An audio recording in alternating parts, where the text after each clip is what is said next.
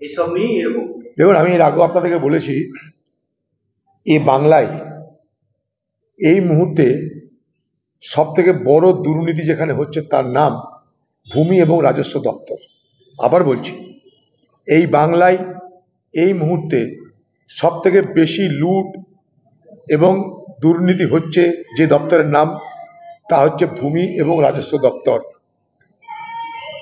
ঘটনাচক্রে ভূমি এবং রাজস্ব দপ্তরের যিনি মন্ত্রী, তিনি বাংলার মুখ্যমন্ত্রী।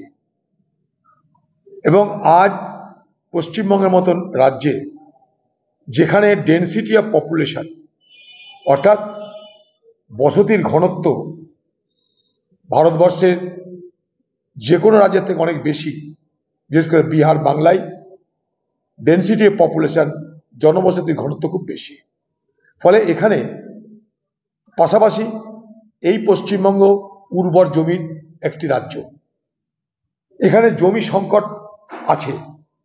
সেই জমি সংকটকে ব্যবহার করে, অর্থাৎ পশ্চিমবঙ্গের জমি সংকটের হাত থেকে পশ্চিমবঙ্গকে রক্ষা করতে যেখানে রাজ্যের এগিয়ে আসা উচিত। কারণ আপনারা জানেন যে আবাস যোজনায় গরিব মানুষদের ঘর দেওয়ার জায়গা পাচ্ছে না রাজ্য, সেখানে ভূমি রাজস্ব দপ্তর শুধুমাত্র দুর্নীতির কারণে তাদের সরকারি জমি যেমন বেহাত হচ্ছে, পাশাপাশি অনেক জমির মালিক তারাও আজকে তাদের জমি হারাচ্ছে।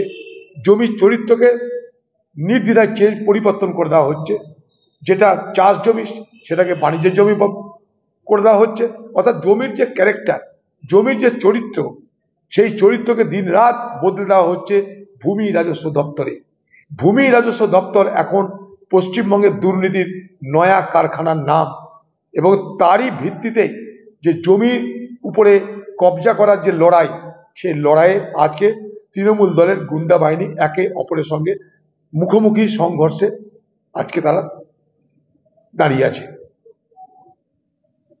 এই ঘটনা কিন্তু আগামী দিনে আরো বাড়বে, কারণ এই রাজ্য সরকারের তাঁর দলের লুটেরাদেরকে করে কমে খাবার যে জায়গা, সেটা সংকুচিত হচ্ছে।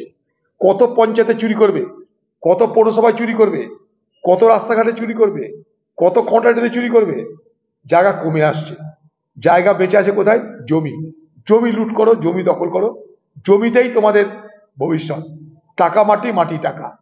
এবং এই দপ্তরের মাথায় বসেছে মুখ্যমন্ত্রী মমতা ব্যানার্জি। আমি খুব দায়িত্ব নিয়ে বলতে পারি বাংলার মানুষকে, একটা জিনিস ভেবে দেখুন, বাংলার মুখ্যমন্ত্রী মমতা ব্যানার্জির দায়িত্বে যে যে দপ্তর, পুলিশ, স্বাস্থ্য, ভূমি রাজস্ব, সর্বত্র অনাচার চলছে, সর্বত্র লুট চলছে, সর্বত্র দুর্নীতি চলছে।